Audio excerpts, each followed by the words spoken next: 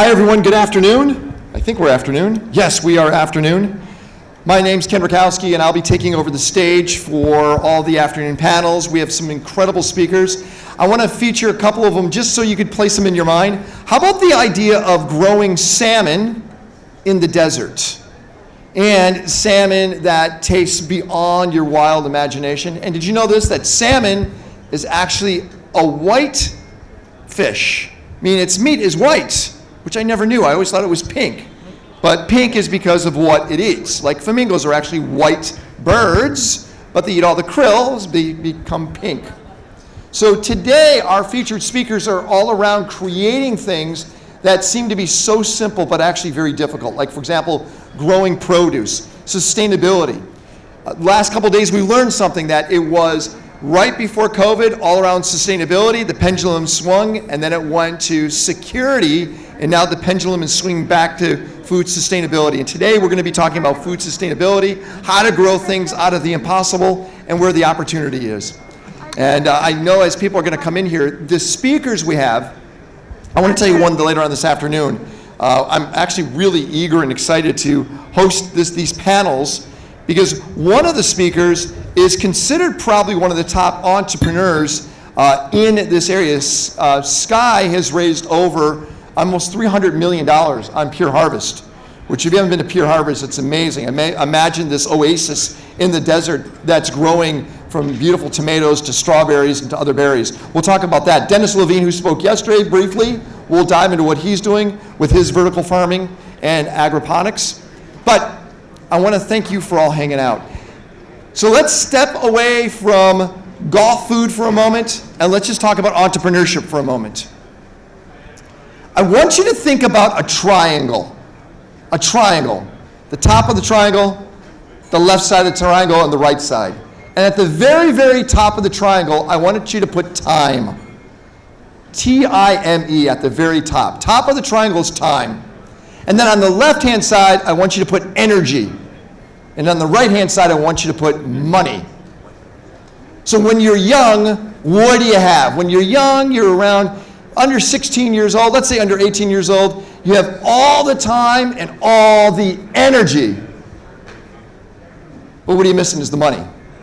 As you become middle-aged, you got energy, and you have energy, and you have money, but you have no time. And then when you get old like me, you have money, you have time, but then you don't have the energy. And the goal in life is to get all 3 points of that triangle. To have the time, the energy, and the money. And the irony is, as you become more successful, you actually start to find that money is a byproduct of your ideas. Money is a byproduct of enjoying your job, enjoying your passion, byproduct. Time becomes manageable because you are the boss. You know, everyone says, hey, how do you know when you've achieved success? To me is when I own time. I could decide when I want to fly because maybe I have access to the plane anytime I want, or the team is mine and they work for me. So time becomes more manageable. And then if you do things right, you work out every day. Look at Jeff Bezos. This guy looked older 10 years ago. He looks great now. Because as he became more successful, he started to have more energy. So the key is, how do we own that triangle? Part of that is diet. Dietary, great food, right? Another part of that is relationships. So as you are moving through this event, and of course it's around food, make sure you're really securing great relationships, because it's going to help you manage that triangle of life a lot better. So my first speaker to introduce today, I'm kind of curious about where he's been. Hey Mike, are you around? Do you have a presentation? You don't have a presentation. You're just going to stand on stage and own the stage. Come here, Mike. I kind of need your help. Do you have a microphone? I do. Mike, I don't want to introduce you. I'd rather ask you, because I think it's more impressive if somebody asks you a few questions before you get going. You up for that? Sure. Okay, first, Mike, where are you from originally? I'm from Switzerland. What part of Switzerland? Lausanne, French part of the Switzerland. French. So you have the bigger attitude. I have the French attitude and the German discipline. And with the Italian flair. Flair, that's what it is, okay? You got to own all three of them. And then you're formally trained where? You went to California for school, Yeah, right? I went to school in California. You're actually taking my first slide, but it's okay. But you don't have a slide. I do. Oh, you do? Oh, okay. No worries. Okay, But you- I went to school in California, enjoyed surfing and school. And which one was more important? I think surfing. You It's learn actually more. not the best surf. You know that, right? Yes, you do. I mean, Bali's better. Yeah, And, I should join you in Bali. go to Bali. Yeah. And then when you got out of school, Yeah. what was your love? Not passion. What was your love? You know, I did in school. I wanted to shortcut, Right? and I combined two majors: food technology Great. and MBA. Okay. And all I wanted to do is start business as soon as I can. Did you? I did during school. Did you fail? I did. Yeah. Twice. Isn't it great to get that out of the way? Best school. Right? By the way, anyone that comes up to me and goes, I've never had a failure in business, I go, I don't want to deal with you. Yes. Because you want to hear that, right? You do. You need. We're in a desert. You need. I call it traversée du désert. You need to walk in the desert. Oh, you do. You have to go through that pain point. And then you were able to be part of a very interesting company, right? I was fortunate. Yes, I Which was company? fortunate to be recruited to a startup at the time, which was called Nespresso, Ah. which you know a bit, as employee number 5 Got it. and the first marketeer. Think about that. Now, you learned about a rocket ship company. Well, I think the most important thing that I had to do is convince my dad that I did the right thing. Really? Yes. Did he at least appreciate it later on? Yes, but initially it was tough. Got it. And I don't want to steal any more of your thunder. You're walking up with something. I guess this is a prop right here. No, this is my water. You just walk up with water everywhere you go? Yeah, I think You do? you mentioned the triangle. Yes. I think in the triangle, 2 liters of water a day Should be part of the health. Yes. The energy. Clearly. So energy pop, and I believe health is really important. So water is essential, isn't it? For me, it's essential. For me, it's part of what's my passion today. Yeah. I'm here to talk about both. Can I challenge you on something? Sure. I think we get it wrong when we say passion. Let me tell you why. Yeah. Have you been married? Twice, That's why. Were you passionate about your wife when you first met her? of course. Yeah. How is that passion today? It's much stronger. Is it really? Are you still married to her? Yes. No, the first one. The first one, no. No, because the First one, no. the passion's changed, hasn't Yeah, it? of course, but life So- changes. Yeah, but love generally doesn't when you like. Will you ever fall out of love with chocolate? If you need to look at your diet. Yeah, yes. yeah. But you know what I'm saying. I think we tell what are you passionate about is the wrong way of looking at But I it. think- It's what you love. I think there are 2 words that start with a P. One is passion, the other is purpose. I get it. And purpose is more, purpose has emotions, but also has a rationale. And I could say my purpose in life is to bring a better water solution. That's your new purpose. Yeah. Before that, it wasn't. No, it wasn't. Right. So you fell in love. And the reason why I want to say this is I think too many entrepreneurs, they look at something they're passionate about, and we're very ADD in the world. So passion lasts moments. I think to succeed, you need to be focused. There you go. And will you take us on your journey? Absolutely. Let's give it up. Let's do Thank it. you. Let's have some fun. Thanks. So I don't like sitting down, so I'll be walking around. Thank you, Ken, for introducing, and it's a pleasure to be here today. I was asked to talk about perfecting the blend of innovation, scale, and marketing. I added the sustainability touch, because today you can't innovate in the world without looking also at what the world needs. I'm here to just give you a bit of, first of all, a background, which Ken already did.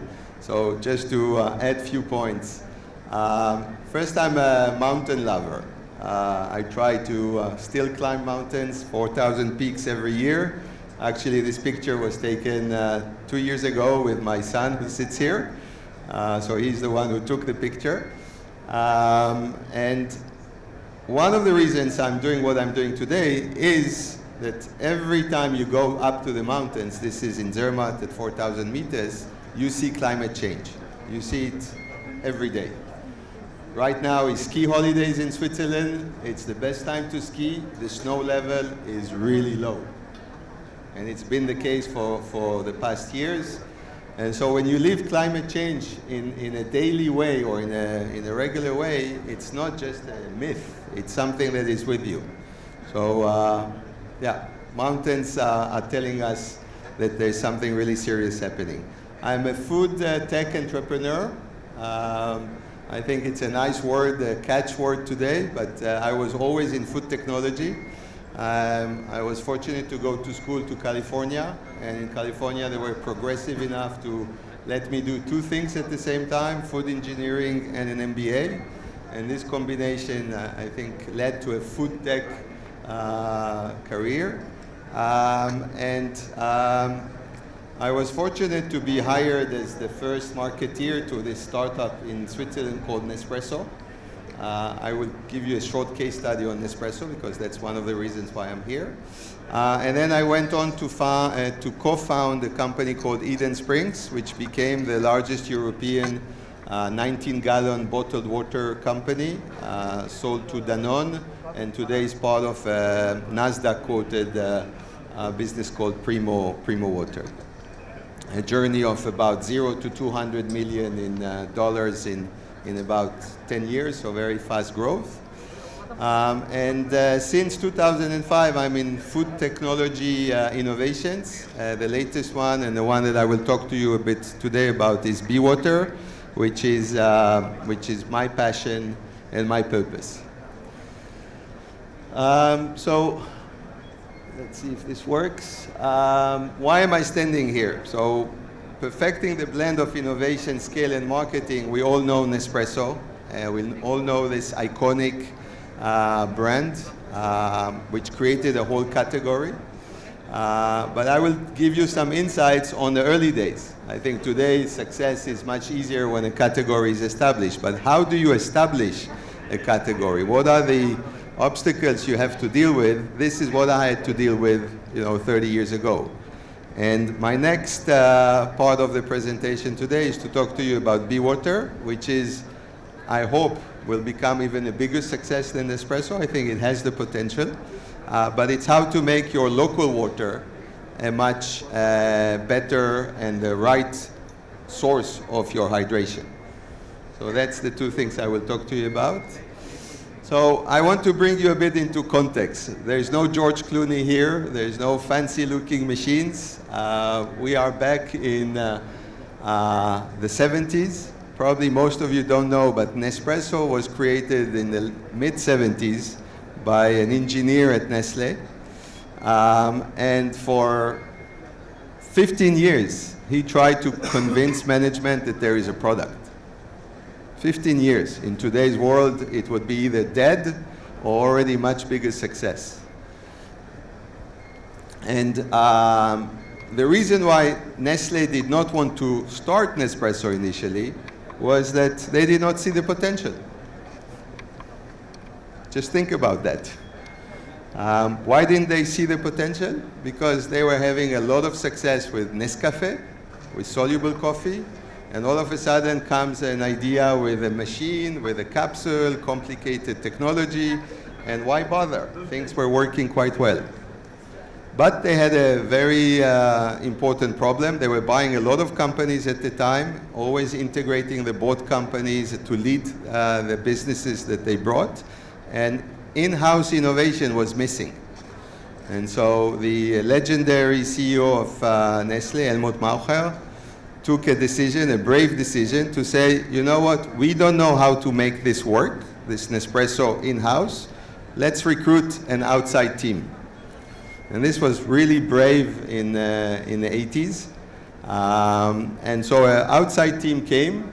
I was lucky to be chosen as the first CMO, employee number 5.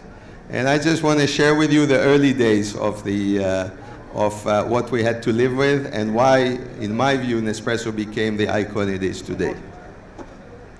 And by the way, I'm happy to take questions, so if there are questions, I can answer them later. So if you look at the coffee business in the 80s, there was a clear leader in the market. Nescafe was booming. It was already $8 billion business in the mid-80s. And Nespresso was barely $1 million. The first year I came to manage the business, the turnover was less than $1 million. I remember as a marketeer, as an anecdote, I was given the marketing budget for the year, and I see an expense. The highest expense was for a copy machine. I say, why the heck copy machine? And the CFO tells me, well, only marketeers are making copies here. Okay, so this was a marketing budget at Nespresso at the early days. But today, you look at the industry, Nespresso is a 6 billion business. So from less than 1 million to 6 billion, but then created also a category that is worth 15 billion. And this is just amazing to see.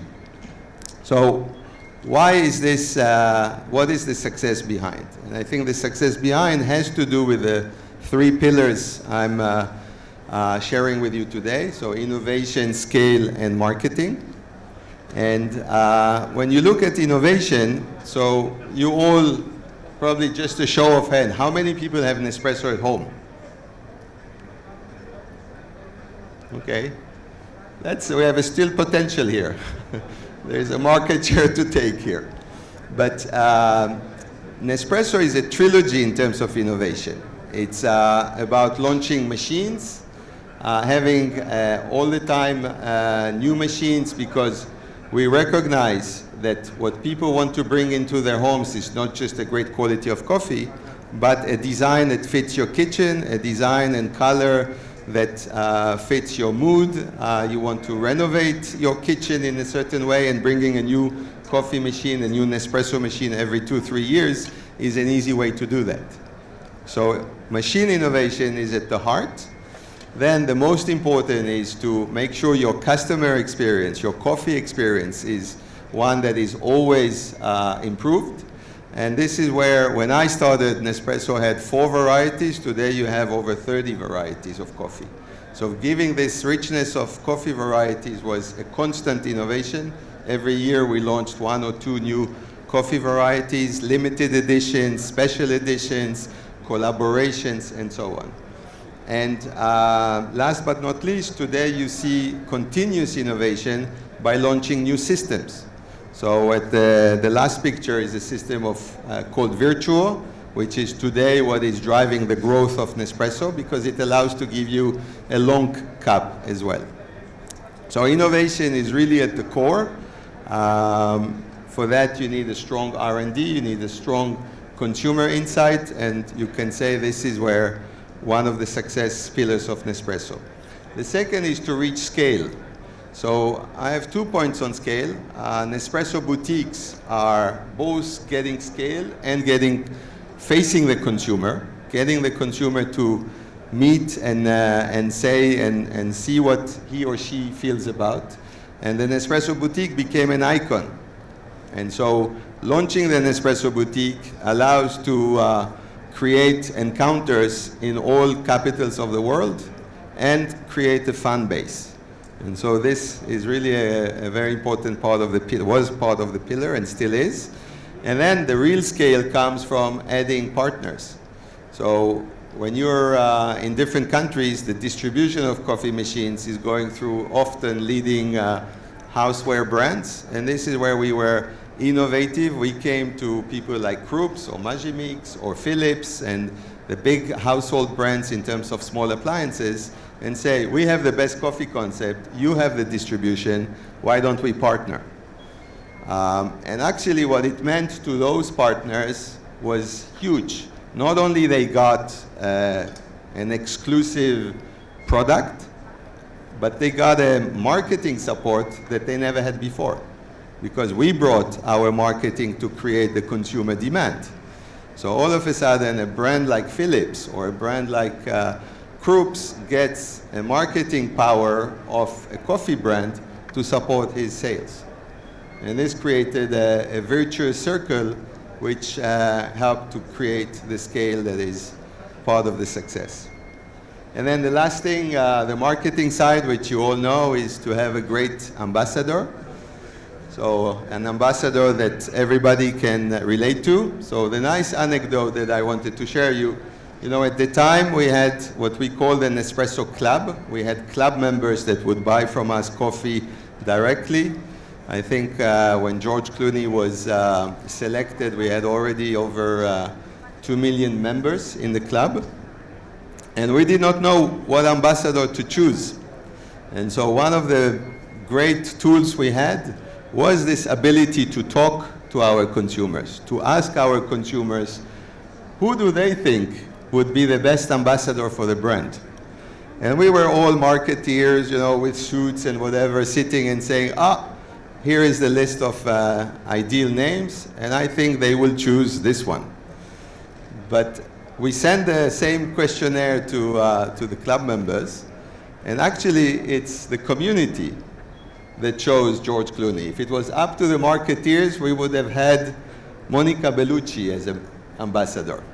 She was top on our list. Okay? This is an actual story. She was selected by Nespresso employees and management.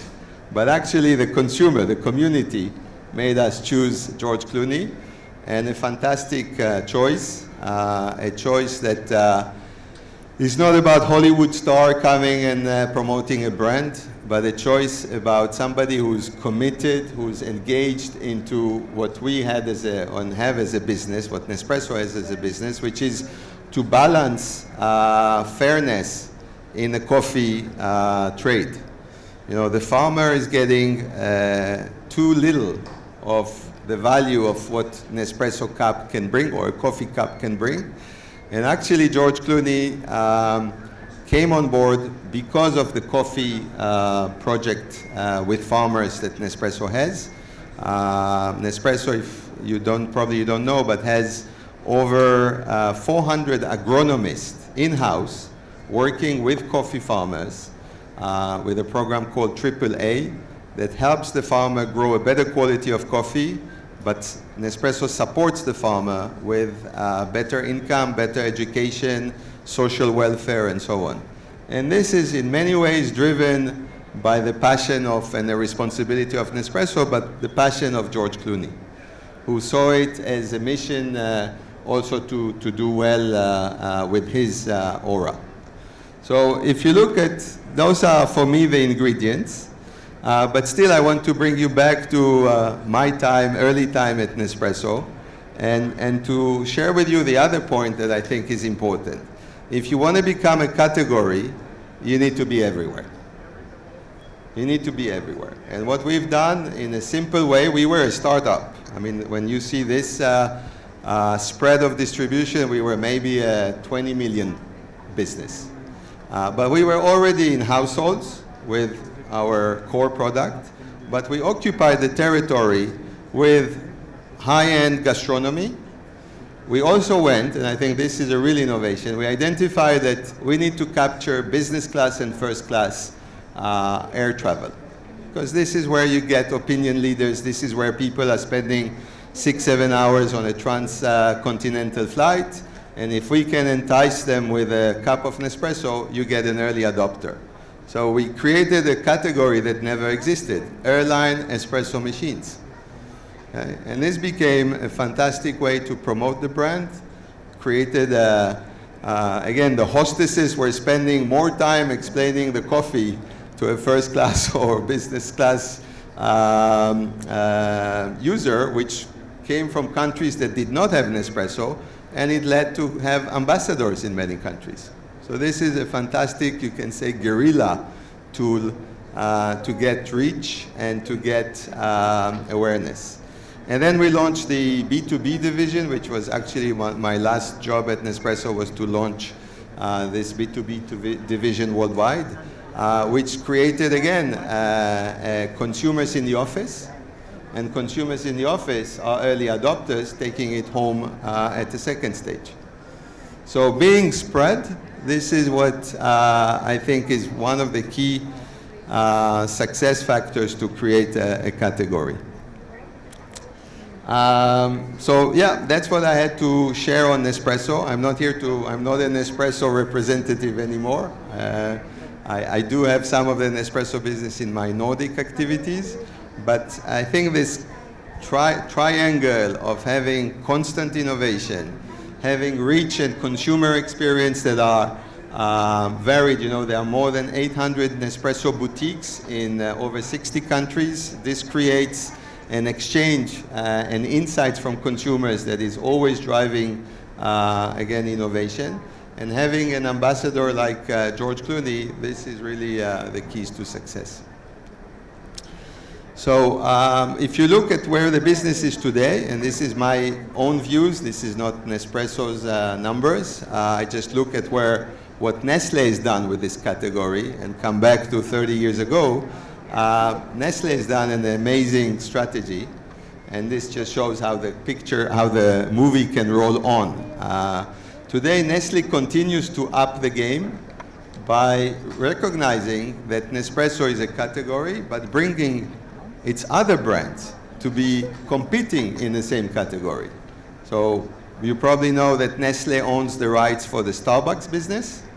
And a Starbucks Nespresso capsule has been launched. It's actually probably today the biggest competitor for Nespresso because it's a brand that talks to another generation, and it's a brand that has a lot of fans. And so today, if you are a coffee consumer, you have the original, the Levi's 501 jeans, which is maybe Nespresso, but you have the newcomers. You have Starbucks as an option, and you have still going back to the Nescafe as an option for Nespresso capsules as well. And so Nestle is doing an amazing thing, leading and enlarging the category as we go. And this is one of the reasons why I think it will not stop at being a 15 billion category, but it can really grow and probably double in size in the 10 years to come. So now I want to bring you to really my purpose in life and my passion. And it's another example of how I feel innovation and scale and marketing can combine to create a new category. So I founded a company called Be Water, which attempts to improve hydration by recognizing that we already have good enough water in most Western and developed countries. It's our tap water. We just need to upgrade it, and we just need to make it fun to consume. And that's what we are trying to do. It's really a fun job to do. Let me see if it works. And is there a timer? Tell me if I need to. So, Be Water in a nutshell. We are a Swiss-based startup. We are a system. So it's a system means we have a filter, what we call ultrafiltration, which filters, keeps all the impurities out, microparticles, viruses, any biological contaminants, but lets the minerals go in. So if you have already magnesium or calcium in your water, this will be not filtered, but if you have impurities, it will be filtered. Then we have mainly under-the-counter units that carbonate, chills the water. And where we innovate a lot is on a system of taps, design taps that make it easy and fun to consume and have on-demand still and sparkling chilled water. We are today present in the Swiss market, Nordic markets, launching France, and will come to the Gulf in the coming months as well. Where we are really focused is on innovation. So we feel there's a lot to do in water on what we call activating water. You know, when water gushes out of a source, its energy, its physical properties are by nature activated. You know, there is the force of nature activates the water, and this gives you better hydration possibly, and a better taste. And what we are trying to do is reproduce it, but at the point of use. Those are patents that we have deposited, and we have a nice engineering company, people working on that. And the nice thing is that we are already adopted by a lot of Michelin stars, and we see that the trend needs to come from the high end, and that's where we are focused on. So that's in a nutshell. What we are trying to solve as a problem, and I think we're all aware, we all carry our plastic bottles with us. I try not to, but in some cases you have to. But today we have over 100 billion tons of CO2 that are emitted due to the plastic bottle, single-use water industry. 100 billion tons of CO2. A flight from here to Europe will be 1 ton of CO2. So it's 100 billion flights. Just imagine this number. Okay? So that's the first problem. The second problem, which is more related to hospitality and gastronomy, consumers have a discerning taste. They want quality. You go to a quality restaurant, you want a premium experience, and today that means for restaurants to offer a bottled water. So there is a problem to solve. Can I have an alternative to a water that comes from Italy, a San Pellegrino, or a water that comes from France, Evian? Are there alternatives? Because consumers want a brand, and consumers want to give trust into a brand. So that's the second problem that we're trying to solve. And the third one is, tap water is fairly good in most developed countries, but is not good enough to drink 2 liters a day. And so how do we solve this problem? And that's in a nutshell what we are trying to do. The way we are solving it is to say, first of all, no plastic, just water. Use our system and therefore avoiding the single-use plastic. Drink local. So drink local, if I would be in a dinner party with people from 3 different cities in the world, and we will talk about how good is your tap water, and it's so funny. The same thing happens every time. You talk to a guy from Paris, and a guy from Marseille, and a guy from London, and they will say, no, my water is the best. Your water, when I go from London to Paris, I cannot drink this water. Okay? But no, everybody is right. And the funny thing is, you are born where you are born, and this is the first water you taste. And so your adapted taste is your local taste. So drinking local is right for people that come from London, come from Paris, come from New York. New Yorkers love their water, by the way. And every big city in the world is a big city because it solved its water issue. Otherwise, it will not be a big city.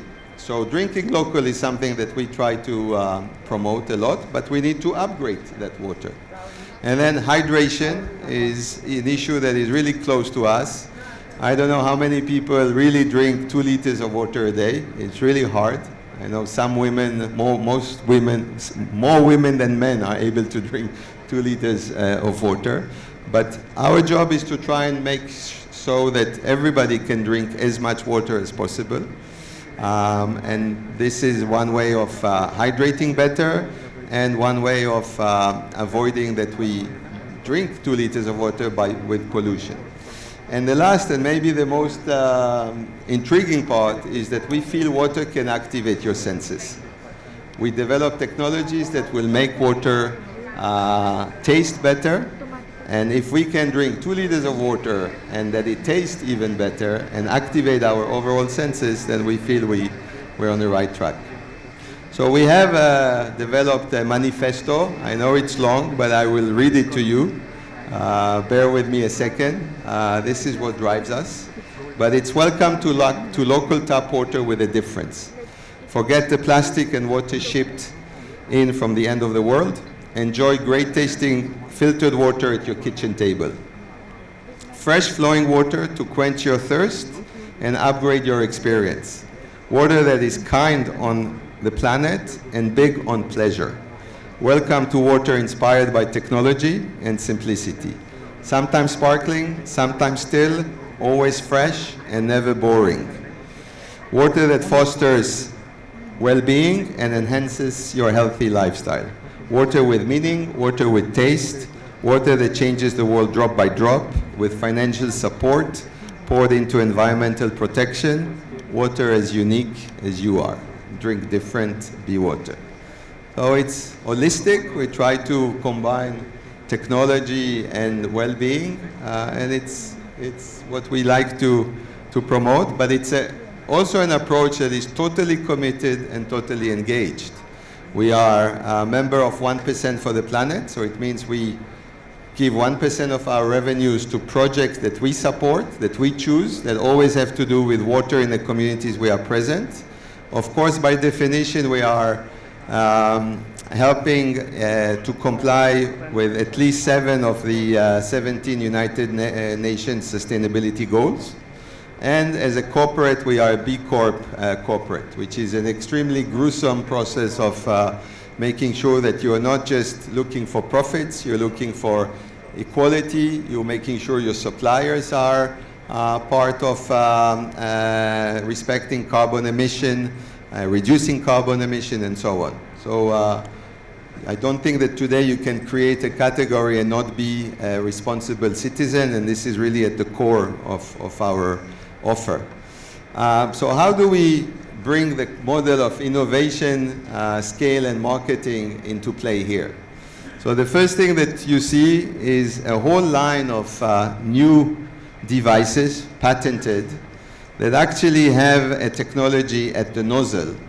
There are 2 patents around this technology. One is the first nozzle that can do sparkling and still with one lever.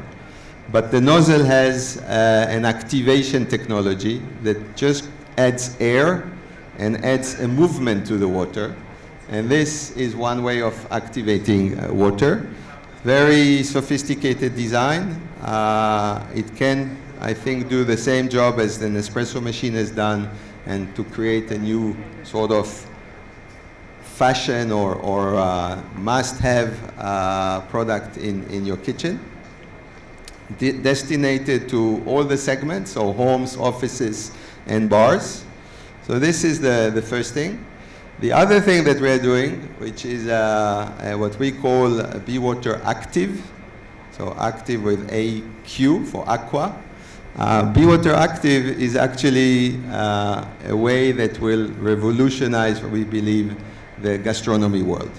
So it's a carafe that has a resonator at the bottom of the carafe. You can't see well the resonator, you see a bit at the bottom.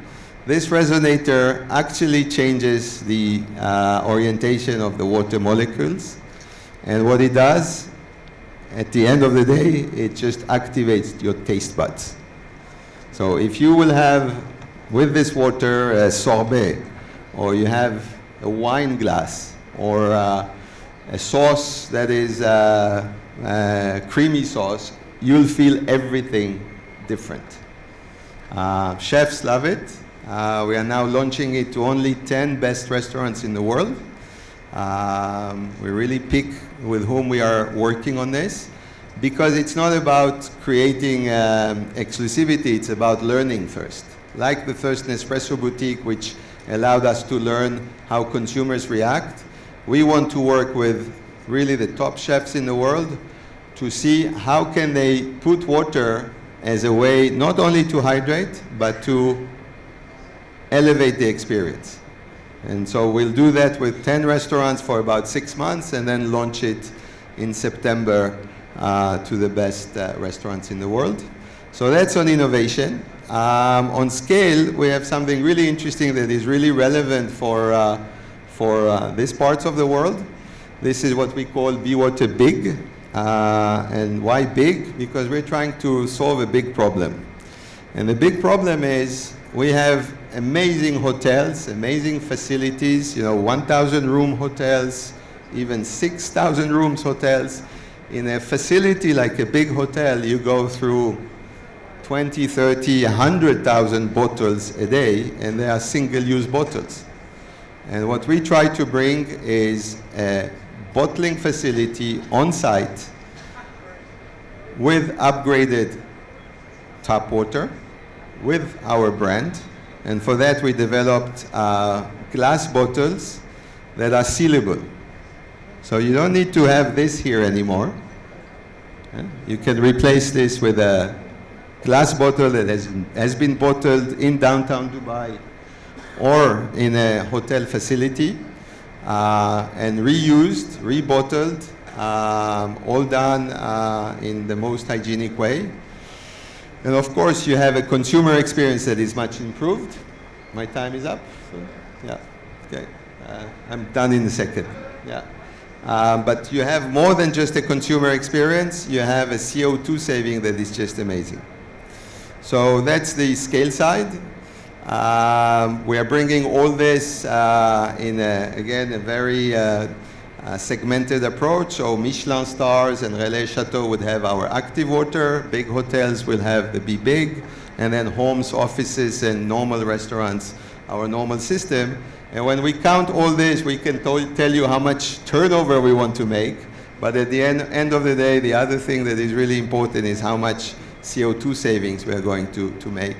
And we plan in the next 5 years to save over 400,000 tons of CO2. And I think this is really important. So that's what I had to share. The last thing is the marketing side, and the marketing side is in front of you. It's be local, be green, be vocal, be seen, be bubbly, be chilled, be sparkly, be filled, be quenched, be different, be drenched, be water. So thank you very much. That's a simple marketing approach, isn't it? Yes. Hey, real quick, before you go, I just want to know, this is about lifestyle, isn't it? It's about your health and your lifestyle. Right. What, on the competitive side, how do you get people to realize that this is that important? Because it seems like water has become so easy to get. Yeah. How do we start to fit this into our life if everything else is already easy? Well, it's not that difficult because everybody drinks water, maybe not enough. But if you look at what you drink today, you just need to switch to something that does you better also from a conscience point of view. And so it's not, the category creation is understanding that you can move from that to something that is more responsible. And if we can convince and bring the activation side as a way that you hydrate better, and this is my utmost quest, is to say, well, maybe we don't need to drink 2 liters of water. Maybe 1 liter is enough because it hydrates you in a better way. Makes sense. Merci. Thank you so much. Thank you very much. Thank you, Mike.